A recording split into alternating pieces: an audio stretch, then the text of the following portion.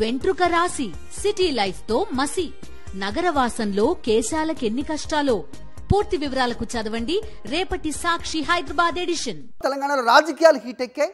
లగచర్లలో కలెక్టర్పై దాడి ఘటన అనంతరం కీలక పరిణామాలు చోటు చేసుకుంటున్నాయి. ఈ దాడి ఘటనలో ఇప్పటికే మాజీ ఎమ్మెల్యే నరేందర్ రెడ్డి అరెస్ట్ చేయగా అతన్ని కోర్టు రిమాండ్కు ఆదేశించింది. మరోవైపు రిమాండ్పేటలో బీఆర్ఎస్ వర్కింగ్ ప్రెసిడెంట్ కేటీఆర్ పేరు కూడా ప్రస్తావించడంతో ప్రస్తుతం సిచ్యువేషన్ హీట్ ఎక్కినట్టుగా మనకి కనిపిస్తోంది. దీనిపై అప్డేట్స్ మా కరెస్పాండెంట్ విక్రమ్ అడిగి తెలుసుకుందాం. విక్రమ్ చెప్పండి. సో నరేందర్ రెడ్డి రిమాండ్కి వెళ్ళిన తర్వాత ప్రస్తుతం ఛార్జ్షీట్లో కేటీఆర్ ప్రస్తావన రావటం, అలాగే బీఆర్ఎస్ కార్యకర్తలు అవ్వచ్చు, నేతలందరూ కేటీఆర్ నివాసం వద్ద అర్ధరాత్రి వరకు కూడా ఉండడం అవ్వచ్చు. ఏం జరుగుతోంది? కేటీఆర్ని అరెస్ట్ చేస్తారనేది కేవలం ఊహాగానేలేనా? ఆ దిశగా ఏమన్నా అడుగులు పడుతూ ఉన్నాయా? ఏం జరుగుతుంది? అప్డేట్ చెప్పండి. తెలంగాణ రాజకీయాల్లో ఒక రకమైన ఉత్కంఠ అయితే నెలకొన్నట్లు స్పష్టంగా అర్థమవుతుంది. లగచర్ల దాడి ఘటనలో వాట్ నెక్స్ట్ ఏం జరగబోతుంది అన్నది తెలంగాణ ప్రజలు ఆసక్తిగా గమనిస్తున్న పరిస్థితి అయితే ఉంది. లగచర్ల దాడి ఘటనను చూసుకుంటే 11వ తేదీ మధ్యాహ్నం 12 గంటల ప్రాంతంలో కలెక్టర్పై దాడి జరగడం, ఆ తర్వాత వెంటనే ఈ కుట్రకు సంబంధించి మొత్తం దాడికి సంబంధించిన 52 మందిని అదుపులోకి తీసుకొని విచారించడం జరిగింది. ఆ తర్వాత అందులో 47 మందిని పూర్తిగా నిందితులుగా పేర్కొనడం జరిగింది. అందులో A1గా నరేందర్ రెడ్డి పేరును, పట్నం నరేందర్ రెడ్డి పేరును, కొడంగల్ మాజీ ఎమ్మెల్యే పేరును ప్రస్తావించడం జరిగింది. అతన్ని అరెస్ట్ చేసి 14 రోజుల పాటు రిమాండ్ కూడా విధించడం జరిగింది. ఇక నెక్స్ట్ ఏం జరగబోతుంది అన్నది కొంత ఆసక్తిని రేపుతుంది. బీఆర్ఎస్ వర్కింగ్ ప్రెసిడెంట్ కేటీఆర్ పేరును కూడా రిమాండ్ రిపోర్ట్లో పేర్కొనడం జరిగింది. విక్రమ్, ఇప్పుడు నరేందర్ రెడ్డి అలాగే కేటీఆర్ ఈ లగచర్లలో ఘటన గురించి కానీ లేకపోతే ఆ దాడి గురించి కానీ ప్రస్తావించినట్టుగా ఏదైనా ఎస్టాబ్లిష్ అయిందా? లేదంటే కేవలం సురేష్కి నరేందర్ రెడ్డికి జరిగిన సంభాషణలో ఏమన్నా ఎస్టాబ్లిష్ అయిందా?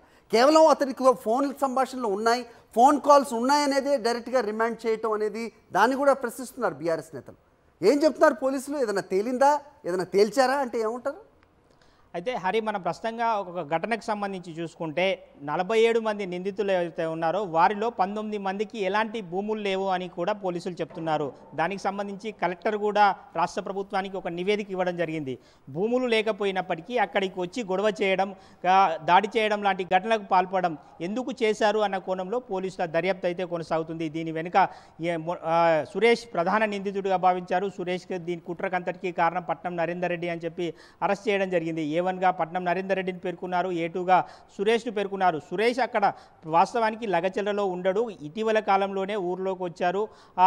ఈ భూమి ఏదైతే భూసేకరణ ప్రక్రియ జరుగుతుందో ఫార్మా భూముల భూసేకరణ ప్రక్రియలో కూడా సురేష్ పేరు లేకపోవడం, ఆయనకు సంబంధించిన భూములు అందులో లేకపోవడంతో అయినప్పటికీ ఎందుకు అధికారుల మీద దాడి చేయాల్సి వచ్చింది అన్న కోణంలో పోలీసుల దర్యాప్తు అంతా కూడా కొనసాగింది. సురేష్ అదేవిధంగా నరేందర్ రెడ్డి నుంచి కేటీఆర్కు ఇలా ఫోన్ కాల్స్ కాల్ డేటా ఆధారంగానే వాళ్ళంతా కూడా దర్యాప్తు చేసినట్లు స్పష్టంగా అర్థమవుతుంది. నిన్న రాత్రంతా కూడా కేటీఆర్ను అరెస్ట్ చేస్తారనే ఒక రకమైన ప్రచారం అయితే జరిగింది. దీంతో బీఆర్ఎస్ శ్రేణులంతా కూడా కేటీఆర్ నివాసానికి వెళ్ళిన పరిస్థితి ఉంది. అయితే ఏం జరగబోతుంది నెక్స్ట్? కేటీఆర్ను రిమాండ్ రిపోర్ట్లో మాత్రం కేటీఆర్ పేరును ప్రస్తావించారు. ఇది కుట్రపూరితంగానే ముందస్తు వ్యూహం ప్రకారమే పక్కా ప్రణాళికతోనే అధికారులపై దాడి చేశారని చెప్పి పోలీసులు చెప్తున్న పరిస్థితి ఉంది. రిమాండ్ రిపోర్ట్లో కూడా ప్రభుత్వాన్ని అస్థిరపరిచే కుట్ర జరిగింది అన్నది రిమాండ్ రిపోర్ట్లో కూడా పేర్కొనడం జరిగింది. ఈ నేపథ్యంలో కేటీఆర్ను అరెస్ట్ చేస్తారా లేదా అన్నది కొంత ఆసక్తి అయితే నెలకొందని చెప్పుకోవచ్చు. Hari, all right Vikram.